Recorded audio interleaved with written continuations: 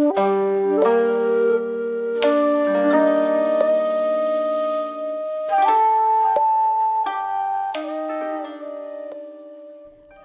Aldous is a journalist. He's an Australian. He's a lover of all things Spanish. And he decided to brave the previous financial crisis, 2008, and come and live in Spain. Just because he wanted to be close to this culture. It just resonated with him.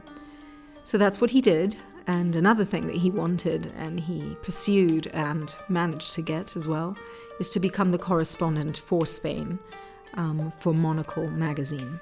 So he did that for a while, for many years, living in Madrid, so looking for stories, telling the story of the city and of Spain in general. And then another turn of his life is that he then decided to go and live in Ibiza and sort of have hens and a vegetable garden and just lead a very different life. And now he's got a brand called Colour Feel, and he creates experiences many times for luxury brands so that their teams, their creative teams many times, can have transformational experiences. So I find this part of his work really interesting, and I hope you'll enjoy our talk.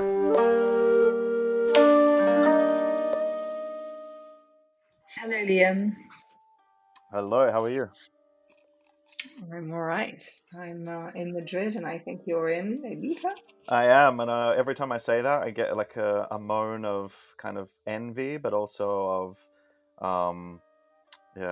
of people just like wishing they could come. No, I'm very happy where I am right now. I made this decision to move to Ibiza a year ago, and I always joke that I was kind of like practicing the lockdown because I was living in a house in a forest on a hill by myself for many months before we got locked down. So I was like well versed in the art of isolation.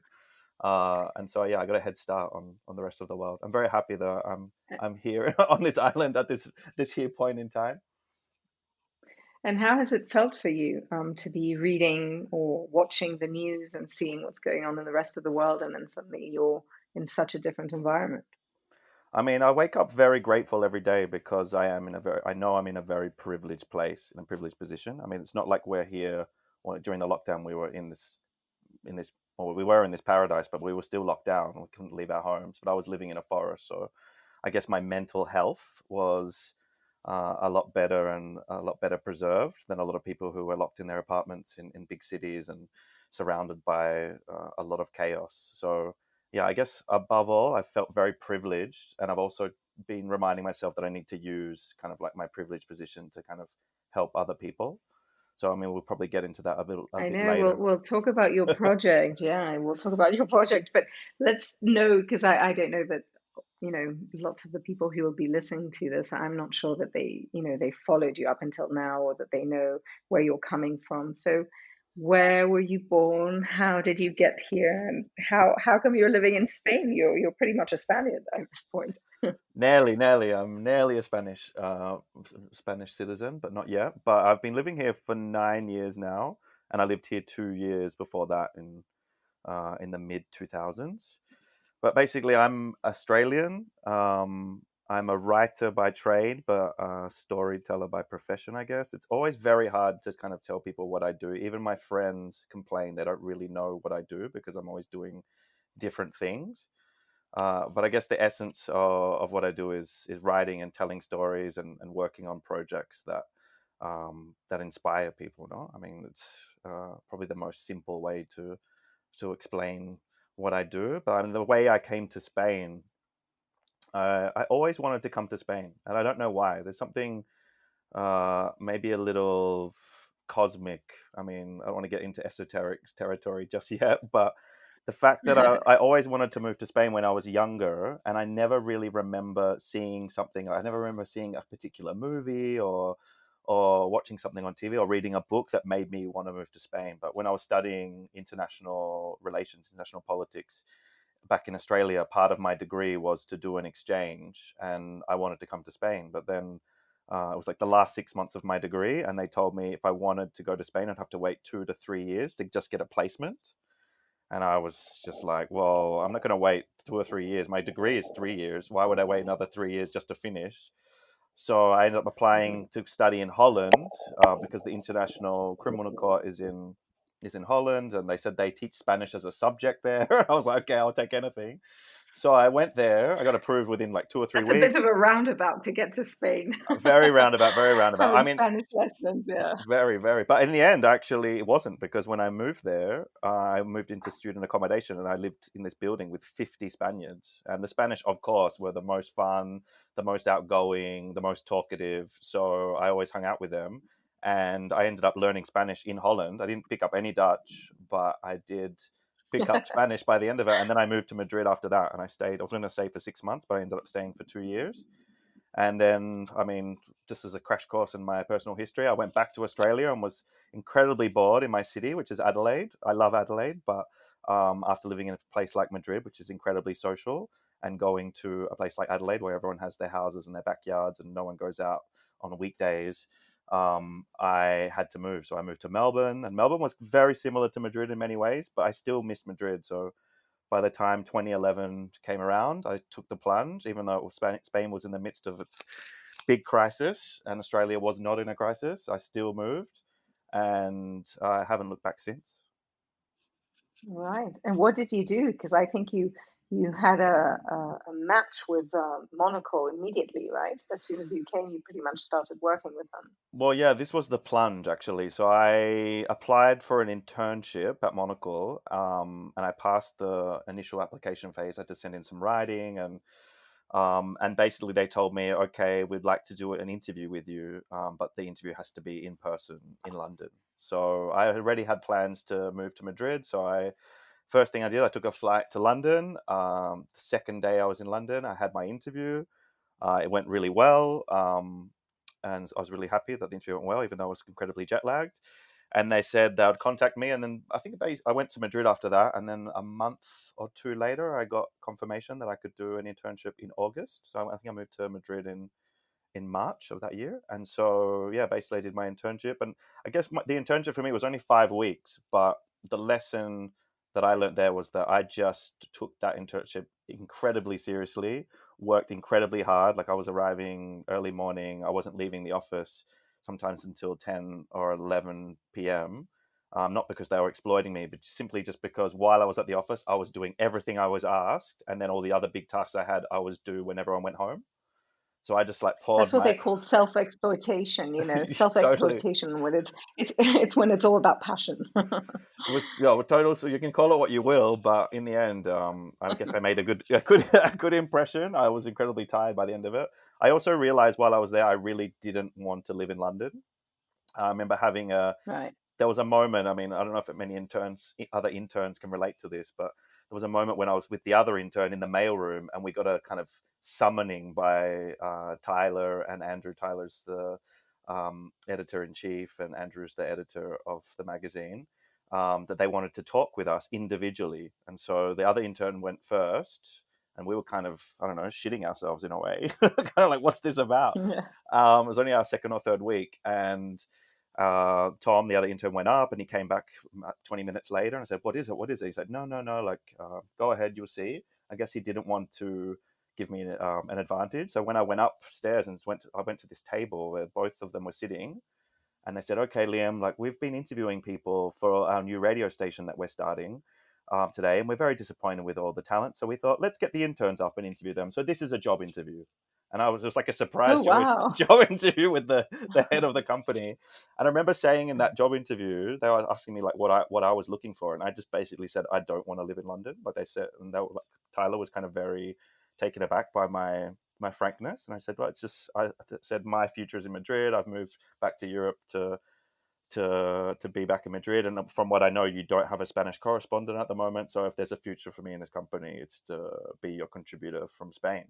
And so I kind of like planted the seed of like my intentions in the company in their minds. And I think by the time I left, I started kind of pitching and writing a little bit for the magazine. And I think it was about 8 or 9 months after that, I was officially made the correspondent. So my whole plan to move to Europe kind of, I envisaged it, and then it all kind of happened. So I guess the lesson for me Well, there is, that's something. So yes, do go ahead with your well, lesson yeah, because I just was to going to say finish, like something. the lesson there is like if you kind of know what you want, you kind of envisage the plan, you end up taking a lot of decisions and kind of projecting that plan. And it kind of, I mean, everyone talks about manifesting your future, and it sounds like this kind of, once again, like sometimes a little bit of spiritual mumbo jumbo, but to some people. But for me, it's always been clear. Like I've always kind of had a 5-year plan, and always that plan has always somehow happened. Sometimes it takes a few turns, but yeah, you really just need to know where you're going, and you'll get there. That's really interesting, and I think that's kind of where I wanted to go to the manifestation thing. And I think for our listeners, I think what's interesting is that we're living in these COVID times where things are so uncertain, and people who had jobs now no longer do, or they're waiting in the wings, to get called back by their companies, or there are projects that they wanted to pursue, and then suddenly there was a cut in financing or whatever it is. I think everybody's plans are pretty much up in the air right now. And I do think, just like what you've just said, that when you understand what you want and you put focus and you put energy, well, that's kind of what manifestation is. It's you sort of will it into reality, which doesn't obviously work all the time, but if it's going to work, it has to be with a lot of focus and energy. So I think this brings us a little bit to your present project, which I think is absolutely fascinating. Um, and that I think it would be a real privilege to sort of listen to how you design the experiences and journeys that people can benefit from to sort of become a bit more who they are, or to become better versions of themselves. So where do you start? Do you work with people one on one, or is it always with brands, companies? No, I definitely do work with people one on one as well, particularly artists, musicians, actors, even people who have the time, and a lot of people who are like who have the resources to actually pour a lot of our kind of all these tools into themselves. No, that's the problem I see with modern society is that first we don't have enough time or space to really explore the ideas, emotions, or these so-called future projections of who we are and why we're here. We're kind of Liam, I wrapped up lost in you. so much distraction, so Oh, many Liam, weapons of Liam, mass sorry. distraction. Yeah. Liam, sorry, I lost you when you were saying, there was a problem in the recording. We'll have to edit. You were saying the problem with nowadays is that people don't have time and space, and that's where I lost you. Okay, cool. I'll If just you could start from just go there. back. Yeah, So, yeah. so the problem these days is so many people just don't have the time and space to really think about the ideas, feel the emotions, and really project kind of, well, or find their purpose. Like, we're all kind of distracted so much by modern life. There's weapons of mass distraction in the palms of our hands, which are just eating up. Even those little short moments of daydreaming are really being kind of monetized and controlled by forces from Silicon Valley who are trying to make money from us. So that's a big problem. But the essence of what I try to do is, I mean, it's basically taking people away, taking people out of that rhythm of daily life and distraction, and taking them to places where everything is kind of looked after. They're kind of taken to a place where it's like a controlled environment so they can feel safe. But then I stimulate them and inspire them with experiences, encounters with people, and a mass kind of exercise in storytelling, which allows them to really kind of think about things that they're not really given time, but also not given permission to talk about with other people, connect with other people on a deeper level. No, I just feel like we're just always skimming the surface, and you just notice that when people come away. For example, I've taken people away to the desert. It was a tech company, and the explicit aim of this color field is the name of my company. The explicit aim of this trip was that the owner said she had a 20 strong team. It's a tech startup, so 10 of them are tech engineers and 10 of them are creatives. The creatives don't mix with the engineers because as soon as they come into the office, they're all kind of it's a startup, so they're always racing to solve problems every day, and they just don't mix just by the natural inertia of the company. So she wanted an experience which basically helped them to connect with each other and get to know with each other so they could become stronger as a team. So I designed all the activities we designed, and the theme was authenticity. And we did so many different activities and experiences and talks and workshops and dinners, and it was everything contributed um, to this theme, but always putting people together in pairs or groups of three that wouldn't usually know each other, and just getting them to talk about things other than work. No, so I mean, And what do you think? Because there's a lot of talk about authenticity lately. Why do you think that is? Why has it become such a I don't know, such a name, well, because such a concept? Well, because I think mainly because we're living in such a fake world, like the world as it's presented to us, whether it's through social media, whether it's through the algorithm that filters things just to our taste, whether it's through um, like face face apps that change what people look like, filters. Everything is kind of got this veneer um, of falseness to it. No, so we're kind of very confused as well. We kind of, especially at this year, everyone, so many people I talk to, everyone's confused about what is really going on, because no one trusts Mhm. the official version. No one trusts the version from their crazy uncle, or the WhatsApps they're getting from their mum, or their very opinionated friend. There's just so much confusion about what's actually happening, the way we see the world, but also what we hear and where we think we're going. It's an incredibly confusing time. And how do you think people can cultivate, being in authenticity? Like, what do you think about social media and being in social media? So I think it's being aware. So the way we did this, this was actually the first color field, this authenticity color field, and the way that I designed it, we called it Fata Morgana, right? So Fata Morgana is a kind of mirage. So a typical mirage is an inferior mirage, which is the kind of that reflection you see on the horizon, where it's kind of like a shimmer, like a mirror on the horizon far away. That's an inferior mirage. But a superior mirage is a Fata Morgana. Now, Fata Morgana is when you see objects projected above the horizon. So you hear of sailors, for example, talking of ships sailing through the sky, of floating cities. And this is not like some kind of I don't know, drunken stupor and kind of fairy tale. A lot of these Fata Morganas in old fairy tales are actually because of a trick of light. So it's basically, I'm going to get into a little bit of physics here, but basically, Mhm. Fata Morgana, just so you can understand the connection with social media. A Fata Morgana is when you see something floating in the sky, it's because there's two temperatures of light between you and that object. And so the light actually curves. So it actually tricks your eye into seeing something in the sky. And that ship is not floating in the sky. It's your brain that actually projects it in the sky because it doesn't understand the curvature of light. So if your brain is capable of projecting a floating ship in the sky, what else is it that you're seeing that's not actually really there? So I was kind of like, we kind of used that as the starting point, as the point of departure for this 3 day trip, to really show that like the way we perceive the world isn't all like the way we see it isn't always the way it is. So people need to kind of, the only way to really navigate that strange reality, or that fact, is really getting to know yourself, really understanding what your values are and what your guiding principles are. So on that trip, there were lots of exercise for people to really look inside and trying to get to know themselves, because the only way you're really going to steer through the chaos and the confusion is having kind of a little bit more knowledge of yourself.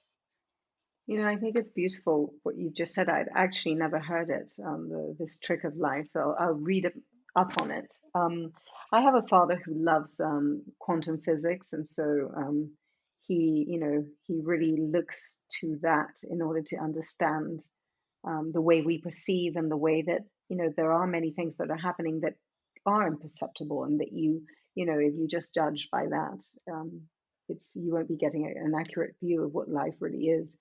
So how do you? I've done some work. I think when you're an executive, in my case, you work with purpose, you work with mission, vision, manifestos for the brand that you're in, and also values. So I've done some exercises with values. What are your take on values? Because sometimes it's actually quite difficult to narrow down to the ones. How many do you think that you should narrow it down to? Because Well, many times we hold more values than one, two, or three. yeah, I mean, I wouldn't even go into, I wouldn't dare maybe putting a limit on how many values. I think the essence of it is just actually the exercise itself. Like, I mean, how often are you asked about kind of like your core values or bigger ideals? You know, a lot of people who go to therapy will get asked those big questions and have a lot of reflection. But one thing I realized, like living in Ibiza, for example, there's lots of spiritual practitioners and mystics here on the island, right? And a lot of the people who come here who are getting away from the city life or come here on holiday go to these sessions. Maybe it's an Ayurveda massage, or maybe it's a sound healing session, or maybe it's just like a guided meditation. But a lot of the attraction of a lot of these activities, even if people are kind of, that's their entry point into the spiritual world, the attraction is that these people often ask them big questions and get them to really kind of engage in self-reflection, which we're just not doing enough. And maybe that's why the world is so chaotic at the moment. Maybe that's why everyone seems a little bit confused. No one can really assess what is authentic and what's not, because we're really not doing the work on ourselves. And I think uh, Are when you are you are you actually interested in therapy for yourself, for example? I mean, my life is kind of therapy. Like, I mean, the work that I do, the people that I talk to, the experiences that I create, I mean, that's a source of therapy as well. And then I Yeah. definitely have become more aware that when I'm getting really stressed, I mean, I'm not this Zen, perfect human being, not by far. I don't want to come across as that at all. But I definitely am aware. Like sometimes I let like I bite off more than I can chew. I'm doing too many things, spinning too many plates with too many projects, and I know when I'm getting to that point. And I definitely, like, even if it's just going to get a massage or something, I make sure that I have a little bit of self care, no, because I can't help other people if I'm not helping myself. And like sometimes I get involved in projects that really push me to the limit. I mean, this summer in Ibiza was definitely one of those times. um, can you imagine running a hotel project and doing um, kind of interactive artistic installation events and dinners during times of COVID?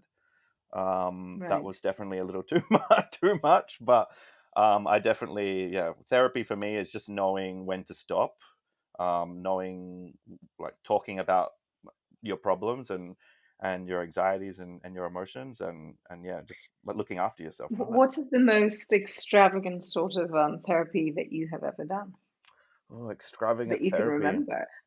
I mean, Well, I'm just saying because you live in Ibiza, I'm sure there's I lots of know. options. I mean, my if people come, actually at the moment I'm preparing a new project. So like post summer, we did this during summer. We did like a big hotel project called El Palacete, and it was kind of, yeah, flipping the script a little bit on my business model, which was taking people to exotic locations around the world and immersing them in stories and doing that work. Now with travel a little bit curtailed, I thought, okay, well, people are still going to travel to Ibiza. I'll take over a beautiful storied property, and people will come, and then we'll treat them to smaller experiences, right? That's Mm. done. Now for the autumn winter, I'll be doing the same, but just in a little casita for couples or individuals or up to three people at a time. It's like a very mini hotel project. But when people come to that, I'm obviously going to curate different therapies based on what they want. So I mean, the call card for those therapies, I mean, I would, as soon as they come, I would send them to a beautiful woman who does Ayurveda massage, which kind of is like a correction of your energy points. It is a massage, but she also puts amazing metal balls on your different energetic points, and you feel the vibrations go through your body. She does a little bit of sound healing with the quartz balls. You end up falling asleep. I've had like out of body experiences having treatments with her, and she so you fall asleep and you wake up and she's singing to you. She's like, you're in this cabin in the woods, and by the time you wake up, she's singing this like beautiful song. That is definitely sounds very extravagant, but it's actually just everyone that I send to her is healed, not instantly, but they just instantly on the path to being healed. I've had a friend who actually went there, and she was having a lot of trouble getting pregnant, and she went and saw this beautiful woman called Tanya, and then 3 days later, after a 2-year battle of trying to get pregnant, she got pregnant because she was unblocked Mm. emotionally. Oh, So interesting. yeah, I mean that sounds extravagant and very mystical. I definitely recommend it. But there's other things as well, like sound healing as well, which is basically like a kind of vibrational massage through these quartz balls, where you just lie down, you don't have to do anything, and you end up just falling asleep, and you wake up very, very refreshed as well.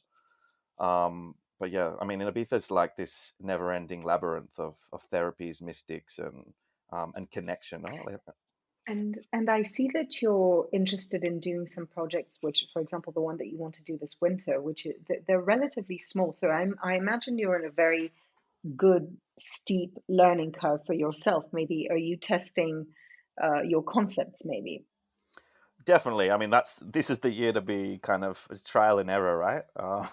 For the summer, we did something a lot bigger, where we had a 15-room hotel, and apart from that, we were doing events every week that were kind of like a little bit like treasure. A lot of them were treasure hunts, but with the treasure being different encounters with different people in in different locations, always dealing with a different theme. So I mean, we one of the themes we dealt with, which was very topical this year, was mortality. And we did that around the Dalt Villa, which is the old town, which is actually built on an old Phoenician graveyard, and we touched on like different ideas around death and mortality and life, no? And they were very elaborate, and it was a lot of hard work, kind of organizing events, which were um, And Liam, how do you take it from something like, you take people on a tour, so you visit a physical place and you talk, so there's word, there's speaking, you talk about mortality, but then how does it get inside your bones? How does it become experiential? It's not actually me taking people on a tour. It's actually me identifying locations. So for this one about mortality, for example, people were kind of taken to the gates of the old town and given an envelope, and then they were based and a map, and they had to find different encounters. And there was different people around. Like there was the priest in the church, there was someone in the old house of Pablo Escobar. There was a woman up the top of the Dalt Villa who did an altar to the ancestors, where we actually recreated the rites, the Phoenician rites, as a kind of dedication to people's ancestors. So people actually, rather than me telling the story, people read a little bit about the story, and that they are the protagonist of the story. They actually do it by themselves in groups of two or three, and Mm. and the story kind of unfolds that way, and like people are given kind of permission to talk about things along the way and explore ideas, right? So I kind of like take a back seat in those experiences, but I'm the one kind of the architect behind it, and just kind of giving people permission and spaces to talk about things that usually they wouldn't talk about or feel comfortable talking about, but suddenly they're in this magical space where they can. Yeah, I was in New York before Christmas last year. I mean this year, and I went to this neuromarketing lecture, and they were talking about experiential design, which I think is kind of what you're talking about. And it reminds me a lot as well of that film called The Game. Do you remember it? Yeah, yeah. Well, actually, the funny that you say that, because, and I love to always pay respect to my beautiful friend Sarah, who has an agency in New York as well, and we actually collaborated together on one of her projects called Frontiers, which was for Red Bull. That was 2 years ago, and she created an amazing kind of program, which is also experiential design, which was for kind of people in the Red Bull circle. And yeah, she was a huge inspiration for me, actually. Like we actually, the reason I'm even talking to you from Ibiza is also partially because of her, because she asked me to help her curate another experience here in Ibiza a year and a half ago for another international brand.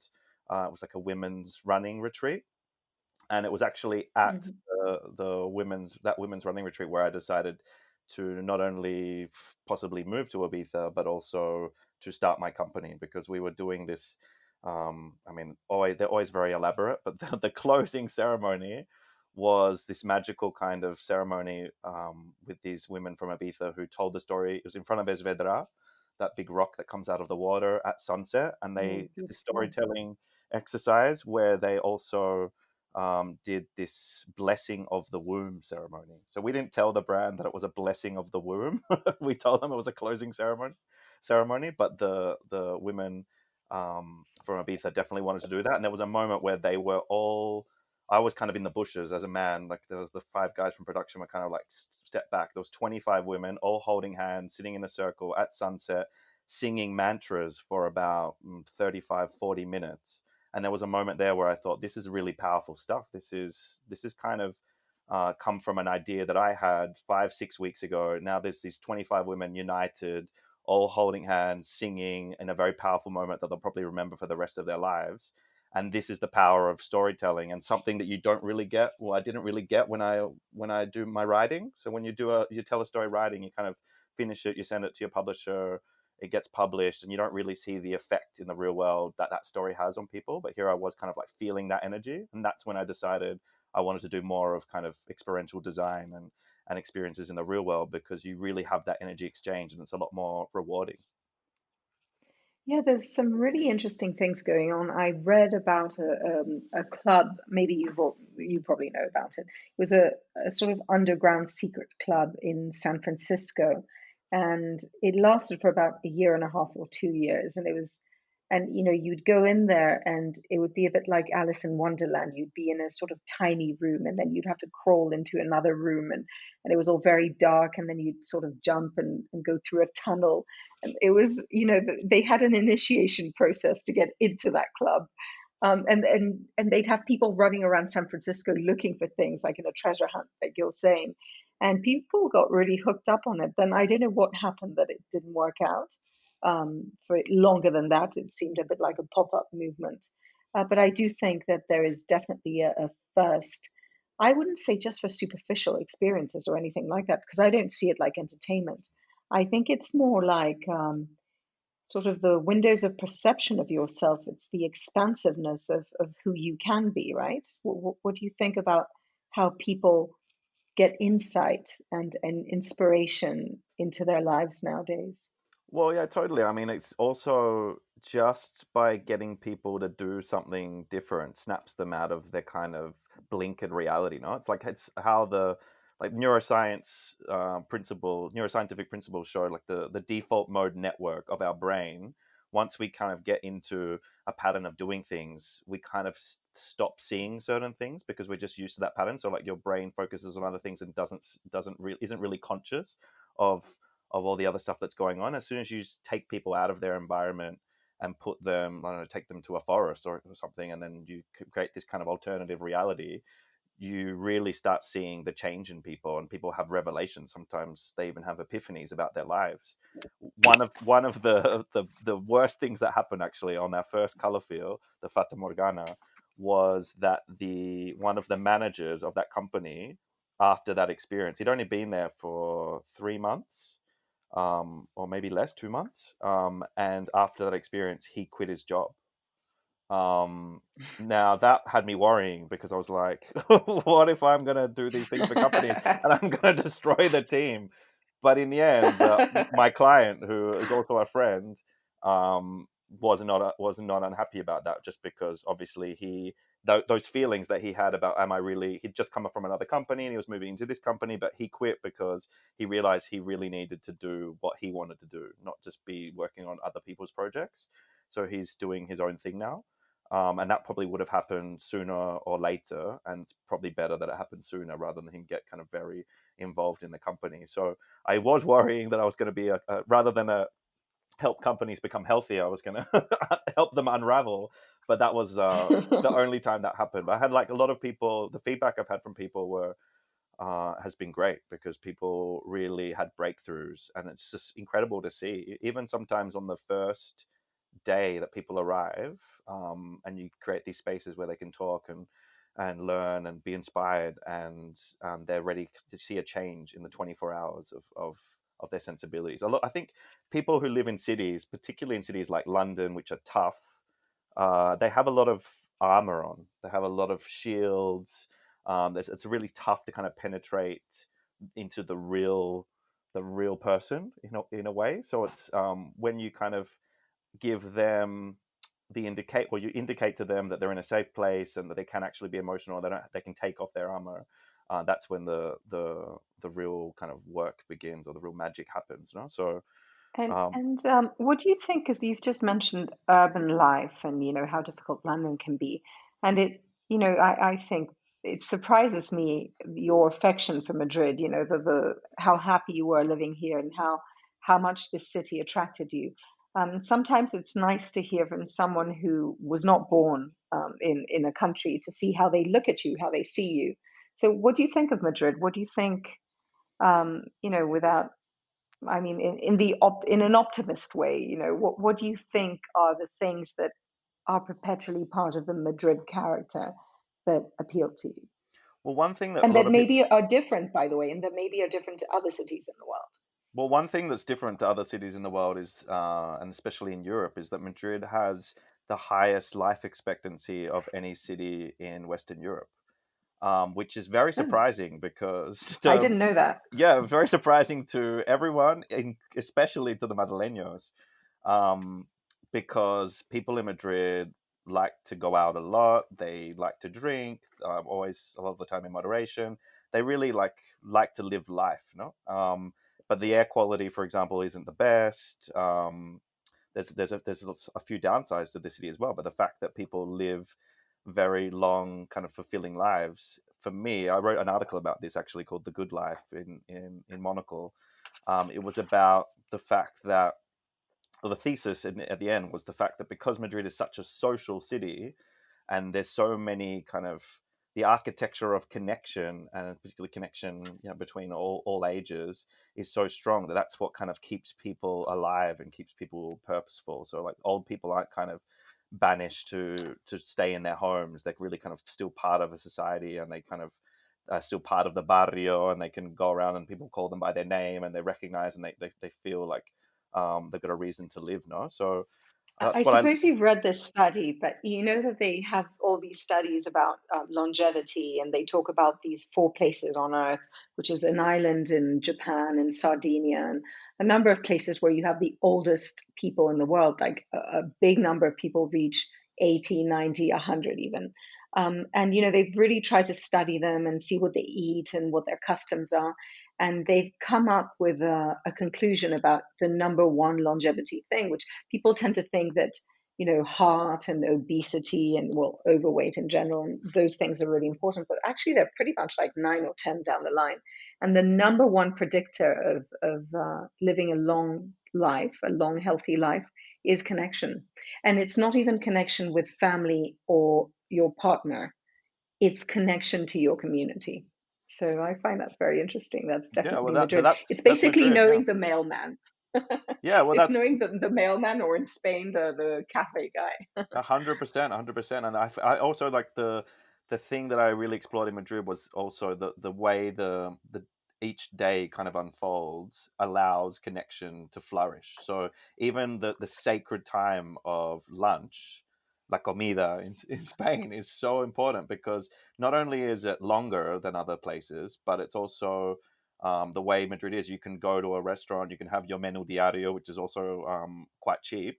You have your three-course meal. You can meet with friends. You can also go home and have it with your family, and then go back to work. And that's really important because we're not just like waking up in the morning, going to work, eating a sandwich over our keyboard, coming home super stressed, collapsing on the couch. Like there's a bit more time in the day to really savor what matters, and that is connection with the people we love. No, so that's what Madrid is, and that's why I love that city. And There's a saying that they have in France, which is about, you just said that, just, never ending Groundhog Days of just routine. And it's called métro, boulot, dodo. Have you ever heard of it?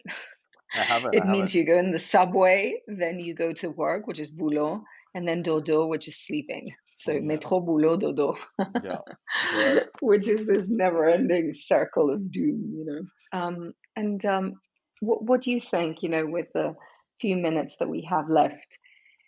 I don't know, with what would you recommend people do um, to set themselves up for experience? Because I sometimes think, for example, for me, what really works is I love walking, and I've read that lots of writers and philosophers, their exercise, people didn't used to go to the gym, they went for long walks. And I do find that to be very refreshing, and it really throws me in all sorts of directions. And for me, the contact with animals is really important. So mainly dogs. It's not like I have elephants or anything. What do you think are doable things that people can have around them at at a time like this, especially if we go towards a second wave of COVID, that could still keep their insides, their interior, open and flourishing and thinking about important things too, that they can then manifest in their lives? So I have got a question for you first. When you go Oh, on your long walks, do you take your yeah. phone or do you look at your phone during those walks? No, never, never. I mostly don't even take it with me. Okay, that's great. So yeah, I mean, that's the walks are incredibly great for mental health, and I mean, even if you talk to a doctor about kind of curing depression, a lot of the time before they prescribe you medication, they'll tell you just to start going for walks every day for 45 minutes or 1 hour, just because not only does it help you feel better, it also just helps you have deeper thoughts, like kind of like get to know what's in your head and just kind of yeah, get a bit more clarity in your mind, no, with less distraction. I mean, I think was it Steve Jobs or Jeff Bezos or one of the Silicon Valley titans who only likes to do meetings walking. So he takes his team around, like I don't know whether it's around his massive property or the campus of the headquarters, but like apparently like you have like really good ideas and good thoughts while walking. So I mean, I definitely recommend walking, but without I've your phone. actually tried that, I tried that with our general manager, and it didn't really work out for me. I was, sort of tripping all over the place and quite distracted in general. So, Well, maybe pick but a yes, route, I've maybe heard about pick a that. good path with not too many bumps in the road. Um, It would have to be like an athletic round, you just go around the company. Can you imagine if you had like a running track yeah, inside the factory? That would be brilliant. I mean, we can all dream, can't we? But I mean, yeah, I think for people who are, goes to the essence of color fill as well. Like now that we kind of all had a bit more time and space to really think about what the hell we're doing, whether we like what we were doing, and what we really want to do with ourselves. I think that's the flip side. We're talking a lot about how there's a lot of kind of unemployment and potential crisis and a lot of people going through pain. But I also think there is a little bit of an awakening. I'm talking to a lot of people who changing their professions, who are working on that project they always wanted to work on. It's a kind of a repeat of the crisis in Spain 10 years ago, where a lot of people were just given kind of, they had no choice just to rather than just except just do what they've always wanted to do. And in a lot of cases, it was the best thing they ever did because finally they were pouring their passion into their work. And I mean, those two things together is kind of the recipe for success, right? So, I mean, to talk about what people should do at this time, the kind of entry level is just to get out of the city as much as you can. I think everyone wants to do that, but whether it's even just going to the edge of the city, if you're in Madrid, going to Casa de Campo, getting surrounded by nature. I mean, even the colors we see. Color feel is called color feel because colors actually can make you feel different ways. So the color green, for example, if you walk through a forest, green actually really relaxes you and can relieve stress, simply because green is the color that causes the least stress on your eyes. So it instantly relaxes you if you're surrounded by green.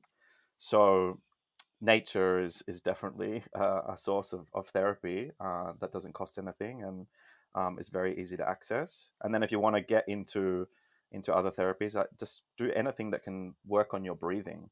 I mean, we are also in a year of a pandemic with a respiratory virus floating around, but if you can kind of focus on breath work or any form of meditation, I mean, yoga is a form of physical exercise and meditation.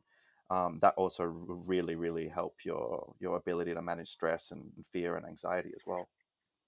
Well, I think these are very good tips, and I think talking about what you've just said, just get out of the city.